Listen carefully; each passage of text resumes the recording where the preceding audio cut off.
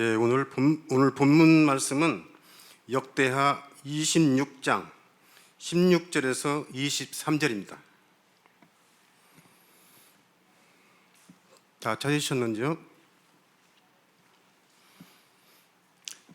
여호와께 범죄한 우시야로 우시야에게 나병이 생기다입니다. 한 절씩 교독하시고 마지막 23절은 합독하시겠습니다. 시작하겠습니다. 그가 강성하여짐에 그의 마음이 교만하여 악을 행하여 그의 하나님 여호와께 범죄하되 곧 여호와의 성전에 들어가서 향단에 분향하려 한지라.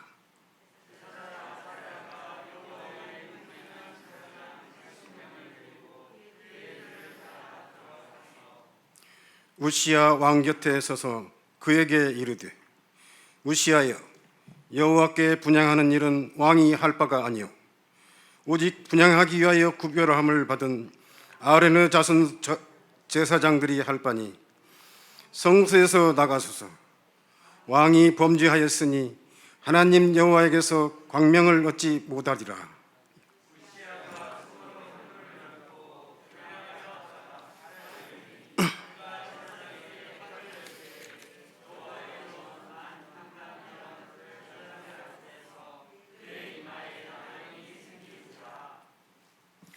대제사장 아사랴와 모든 제사장이 왕의 이마에 나병이 생겼음을 보고 성전에서 급히 쫓아내고 여호와께서 치심으로 왕도 속히 나가니라.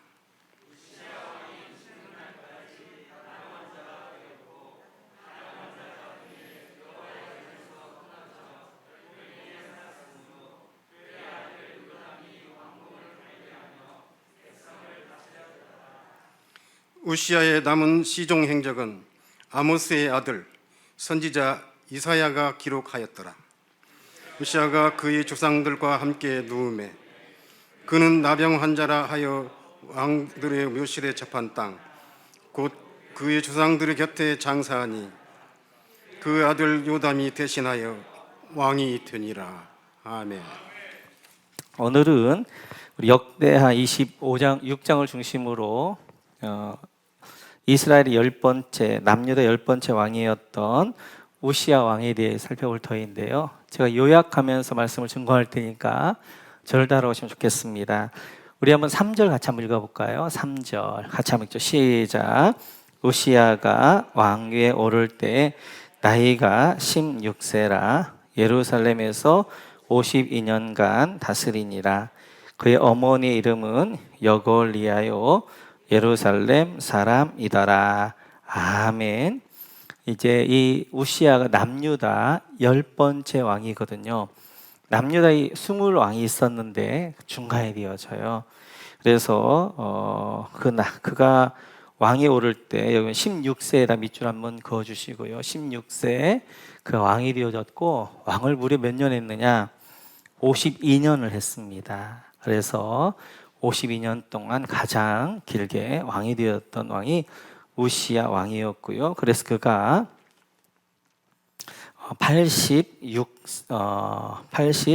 68세에 죽게 되어지지요. 이 우시야를 가리켜서 성경은 이렇게 평가합니다. 우리 한번 15절 같이 한번 읽어볼까요? 15절 같이 읽죠. 또 예루살렘에서 재주 있는 사람들에게 무기를 고한하게 하여 망대와 성곽 위에 두어 화살과 큰 돌을 쏘고 던지게 하였으니 그의 이름이 멀리 퍼짐은 기이한 도우심을 얻어 강성하여 짐이었더라. 아멘. 거기다가 그의 이름이 멀리 퍼짐은 기이한 도우심을 얻어 강성하여 짐이었더라. 여기다 밑줄 그어주셔서 우리 우시야의 시대를 한마디로 이야기한다면 강성이라고 이야기할 수 있습니다. 8절에도 강성, 그리고 16절에도 강성 이렇게 이야기하면서 이 우시야의 시대가 강성했더라라고 하게 되어지고요. 그럼 우시야 시대가 왜 이렇게 강성하게 되어졌는가? 그거에 대해서 5절에서 이렇게 설명합니다. 우리 같이 한번 5절 같이 한번 읽어볼까요? 시작. 하나님의 묵시를 밝히 아는 스가랴가 사는 날에 하나님을 찾았고 그가 여호와를 찾을 동안에는 하나님이 형통하게 하셨더라. 아멘. 오늘 이 우시야가 강성할 수 있었던 이유 두 가지를 이야기합니다. 첫째는 하나님의 묵시를 밝히 하는 스가랴, 여기다 밑줄 그어주셔서 첫째는 하나님의 묵시를 밝히 하는 스가랴가 있었기 때문에 그래요. 하나님의 묵시라는 것은 하나님의 말씀을 이야기합니다. 하나님의 말씀을 밝히 아는 스가랴가 우시야에게 하나님 말씀을 잘 전달해주고 우시야가 하나님 말씀에 순종했기 때문에 그 시대가 강성했다. 그렇게 이야기하게 되어져요. 참 15절에 보면 그 우시야가 강성했던 이유를 기이한 도심이라고 이야기하고 있거든요. 기이한 도심 가운데 강성했다고 이야기하는데 이 기이한이란 말은 인간의 상식으로 도무지 이해할 수 없는 일을 이야기하게 되어져요. 사람의 생각으로는 지금 강성하면 안 되는데 사람의 생각을 뛰어넘어 인간의 상식을 뛰어넘어 강성해졌다는 거예요. 그러니까 우시야의 시대가 강성해졌는데 이렇게 강성해졌던 이유는 뭐냐? 기이한 도심을 얻어서. 우시야가 잘하고 인간적으로 볼 때는 도저히 이해할 수 없지만 상식적으로 맞지 않지만 그의 시대가 강성하였다는 거예요. 그의 기이한 도우심으로 그의 강성함은 하나님의 도우심이었다. 이렇게 이야기하게 되어지는데 그래서 5절에 보게 되어지니까 하나님의 묵시를 밝히 하는 스가랴가 있었어요. 이 우시야 왕이 하나님의 말씀에 순종할 수 있도록 말씀을 잘 설명해 주는, 말씀을 잘 가르쳐 주는, 그리고 말씀을 밝히 알려주는 스가랴라는 선지자가 있어서 그 선지자를 통하여서 우시야가 하나님의 뜻을 알게 되어져요. 두 번째, 하나님의 도우심으로 그가 강성하여졌는데 두 번째에 보면 뭐라고 하고 있냐면 하나님을 찾았고 그가 여호와를 찾을 동안에는 하나님이 형통하게 했더라. 하나님이 강성하게 했더라. 그렇게 말씀하게 되어져요. 두 번째, 우시야가 강성했던 이유는 하나님을 찾았다는 거예요. 하나님 뭘 찾은 거예요? 하나님의 뜻을 찾은 거예요. 우시야가 하나님의 말씀 앞에서 하나님의 뜻을 찾고 그 하나님의 뜻에 순종할 때 하나님이 그를 형통하게 하셨고 그를 강성하게 하셨다. 그렇게 말씀하게 되어져요. 이렇듯이 우시야 시대를 보니까 52년 동안 남유다 시대에 이제 남쪽으로 갈라진 다음에 우시야 시대가 가장 강성한 시대였습니다. 그런데 인간적으로 볼 때는 도저히 이해가 안 되어지는 강성함이었어요. 인간적으로 설명이 안 되어지는 거예요. 그것은 바로 하나님의 도우심이었고 그 하나님의 도우심은 그가 하나님의 말씀에 순종했고 하나님의 뜻 앞에 순종해 왔을 때 하나님이 주신 열매가 강성함이라는 열매였다는 거예요. 그런데 오늘 16절에 보면 이렇게 이야기합니다. 같이 한번 읽어볼까? 16절 시작. 그가 강성하여 짐에 그의 마음이 교만하여 악을 행하여 그의 하나님 여호와께 범죄하되 곧 여호와의 성전에 들어가서 향단에 분향하라 한지라.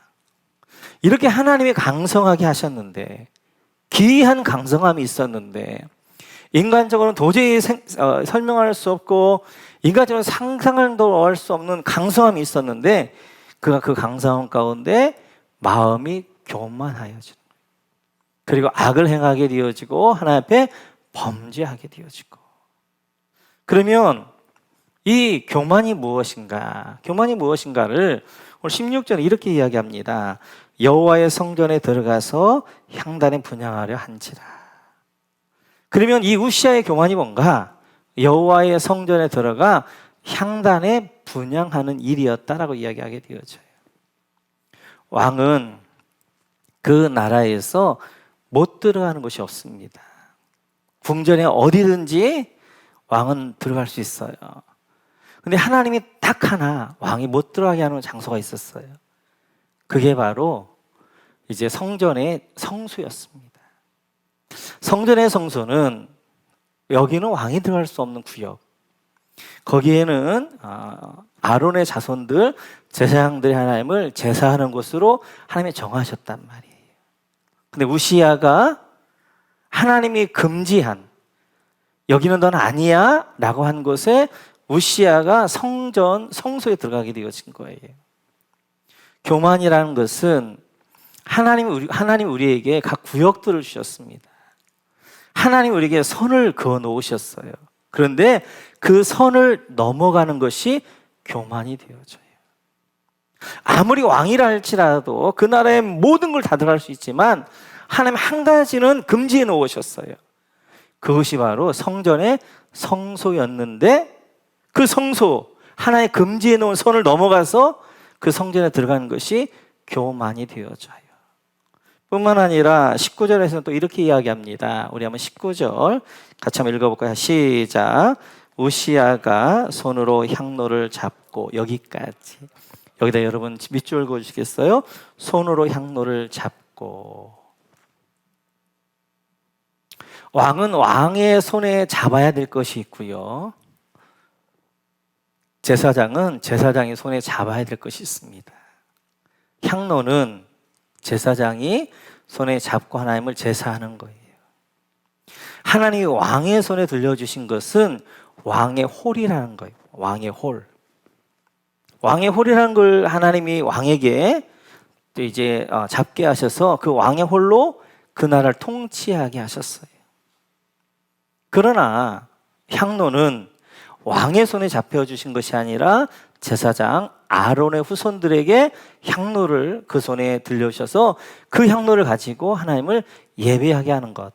이것이 바로 아론의 후손들 제사해 주셨던 이제 영역이었어요. 왕은 모든 걸 다 잡을 수 있지만 단 한 가지 못 잡는 것이 향로를 잡으면 안 되는 거예요. 그런데 이 우시야가 향로를 잡고 이제 하나님을 제사하겠다, 그렇게 되어졌던 것이 교만이라고 하게 되어져요. 교만이란 뭐냐? 하나님이 우리에게 우리의 줄로 재어준 구역들이 있습니다. 그 구역 선을 넘어가는 것이 교만이 되어져요.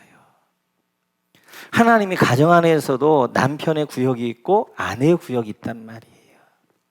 아내의 구역을 잘 지키는 것, 남편의 구역을 잘 지키는 것, 이것이 이제 겸손이 되어지고 그 선을 넘어가는 것이 교만이 되어져요. 우리가 이제 우리나라 예의라고 하잖아요. 그걸 예의. 내가 지켜야 될 본분이 있는 거잖아요. 특별히 우리 가운데 중요한 것이 하나님과의 선입니다.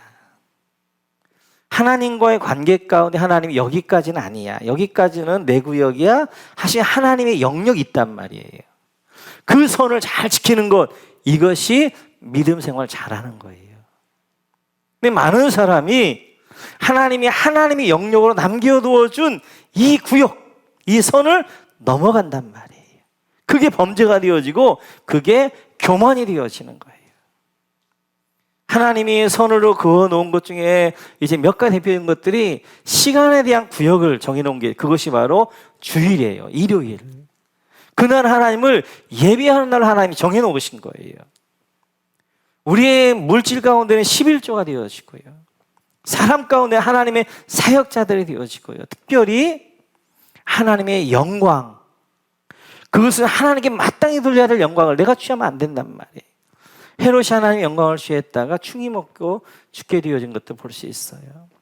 믿음이 좋다는 것은 하나님과 우리를 잘 구별할 줄 알고 그 선 안에서 내가 그 선을 넘지 않는 가운데 하나님을 섬겨가는 것을 믿음이 좋다, 이렇게 이야기하게 되어지는 거예요. 근데 오늘 우시야는 강성해지니까 그가 이제 하나님이 줄로 재어준 그의 선이 있단 말이에요. 왕이더라도 이건 안 돼. 성소 들어가면 안 되고, 그리고 향단 들으면 안 돼. 왕은 이제 왕이 주신 왕의 홀을 붙들고 그걸 가지고 나를 잘 다스리는 거야 했는데, 우시야가 오랜 경 왕이 되어지다 보니까 절제해야 되는데, 멈춰야 되는데 멈추지 못하고 성소에 들어가고 그가 향단을 잡았을 때 그게 하나님 앞에 교만이 되었고 범죄가 되어져요. 우리는 이렇게 때때로 우리가 선을 넘어갈 수도 있고 실수할 수도 있고 범죄할 수도 있고 교만할 수도 있습니다. 근데 우시아의 진짜 문제는 19절이에요. 같이 다시 한번 읽어볼까요? 시작. 우시아가 손으로 향로를 잡고 분향하려 하다가 화를 내니 그가 제사장에게 화를 낼 때 여호와의 전 안 향단곁 제사장들 앞에서 그의 이마에 나병이 생긴지라. 지금 왕이 들어가지만 해도 성소를 들어간 거예요. 그러자 17절을 보면 아사라는 제사장이 80명의 제사장들과 함께 왕 앞에 가는 거예요. 안 됩니다. 여기는 왕의 구역이 아닙니다. 여기 들어오시면 안 됩니다. 하나님 앞에 향단은 하나님의 아론의 자손들 제사장이 주신 하나님의 특별한 구역입니다.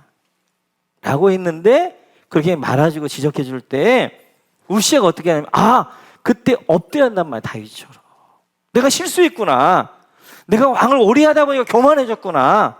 그리고 하나님 엎드리면서 하나님 잘못했습니다. 제가 저의 구역이 있는데 제가 넘지 말아야 할 선을 넘었습니다. 거기서 엎드려야 되는데 도리 어떻게 하는 거예요? 화를 내게 되어지는 거예요. 감히 내가 왕인데 이 왕 앞에서 너희가 뭐라고 하느냐 하면서 그를 향하여서 화를 낼 때 그 이마에 하나님이 나병을 줘서 그가 나병으로 죽을 때까지 고생하게 되어져요. 성경의 나병이라는 것은 하나님이신 저주의 병이었거든요. 문둥병. 그래서 그가 이제 나머지 10년 동안 문둥병으로 생활하다가 살다가 결국 문둥병으로 죽게 되어진 것들을 볼 수 있어요. 이렇듯이 우리는 인간이기 때문에 실수할 수도 있어요. 때때로 남편과 아내의 선도 넘어갈 수 있고 때때로 이제 하나님의 선도 좀 넘어갈 수 있고 또 이제 우리 모두의 내 선을 좀 넘어갈 수도 있습니다. 실수할 수 있는데 근데 그 선을 넘어갔다는 것을 말씀을 통하여 특별히 주일날 설교를 통하여 하나님 우리에게 가르쳐 주셔요. 야, 지금도 선 넘지 않았느냐? 하나님 앞에 지켜야 될 선을 넘지 않았어? 지금 너가 손대면 안 돼. 하나님 영역 우리가 지금 손대지 않았어? 이렇게 하나님 우리에게 지적해 줄 때 정말 믿음은 그 앞에 엎드리는 거예요. 하나님 그렇습니다. 제가 실수해가지고 넘지 말할 선을 넘었습니다. 하나님의 영역을 제가 침범했습니다. 그렇게 회개하고 하나님 앞에 돌아와야 되는데 오늘 이제 이런 우시아처럼 하나님이 지적해 주시고 이건 아니라고 할 때 그때 순종해야 되는데 그때 우리가 순종하지 않는 것 그게 문제예요. 그렇게 하나님이 지적해 주시고 이건 잘못되었다고 말씀하심에도 불구하고 그 이야기를 듣지 않고 그리고 이제 내 혈기와 내 이제 방법으로 그것들 넘어갈 때 그때가 문제가 되어진 것도 볼 수 있어요. 빌립보서에 보면 바울 사도가 이렇게 이야기합니다. 같이 한번 읽어볼까요? 빌립보서 4장 12, 13절. 네, 같이 읽죠. 시작. 내게 능력 주시는 자 안에서 내가 모든 것을 할 수 있느니라. 아멘. 우리가 너무 좋아하는 말씀이에요. 그래, 내게 능력 주신 하나님 안에서 내가 모든 것을 할 수 있다. 이렇게 우리가 이야기하는데 이 이야기는 12절의 이야기예요. 같이 한번 읽어볼까요? 12절 같이 읽죠. 시작. 나는 비천에 처할 줄도 알고 풍부에 처할 줄도 알아. 모든 일 곧 배부름과 배고픔과 풍부와 궁핍에도 처할 줄 아는 일체의 비결을 배웠노라. 아멘. 이 일체의 비결이 능력이라는 거예요. 일체의 비결은 바로 뭐냐면 자족의 능력이에요. 자족. 하나님이 때때로 비천에 처할 때도 할 때도 있습니다. 풍부에 처하기도 할 때도 있습니다. 우리를 배부르게 할 때도 있고 배부르게 할 때도 있고 풍부에 처하기도 하고 궁핍에 처하기도 합니다. 그 가운데서 자족할 줄 아는 사람, 그 가운데 만족하며 감사할 수 있는 그게 능력이라는 거예요. 내게 능력 주신 자 안에서는 내가 막 이 산을 저쪽으로 옮기는 것이 능력이 아니라 하나님이 어떠한 상황을 날 인도하시더라도 그 상황 안에서 자족할 줄 알고 감사할 줄 알고 그 안에서 하나님의 뜻을 찾을 수 있는 것, 이것이 능력이라는 거예요. 비천에 처할 줄 안다. 이 말은 하나님 때때로 우리를 비천의 환경 가운데 몰아넣으실 때가 있어요. 그때 그곳에서 하나님을 내가 어떻게 섬겨갈 것인가, 그 비천한 가운데 하나님을 섬겨가는 것, 그것이 비천에 처할 줄도 알게 되어지는 거예요. 풍부에 처할 줄도 안다는 말은 풍부함에 내가 누린다는 것이 아니라 풍부함 가운데 하나님을 내가 어떻게 섬겨야 될 것인가를 알고 하나님을 섬겨할 줄 아는 것이 풍부에 처할 줄 안다, 이렇게 말씀하게 되어져요. 하나님이 우리 인생은 산과 골짜기를 만드셔서 우리 인생을 아름답게 만들어 가십니다. 언제나 산 위에 있지 않고 언제나 골짜기 아래 있지 않아요.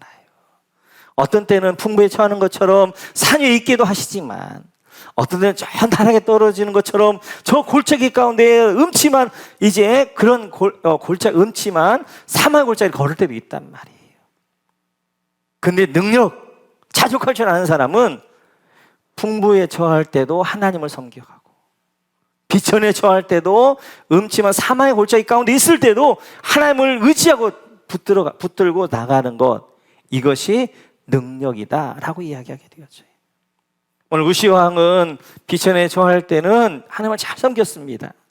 그러나 하나님 강성하게 풍부하게 하시니까 거기서 교만하게 되어져서 결국 저주받는 인생이 되어졌어요. 하나님 우리를 어디로 인도하시든지, 내가 풍부에 있든지 비천에 있든지 그곳에 변함없이 동일하게 하나님을 섬기는 자세로, 사역자의 자세로 우리가 나아갈 때 그것이 우리의 능력이 되어지고, 그는 우리를 통하여서 하나님의 뜻이 이루어질 줄로 믿습니다.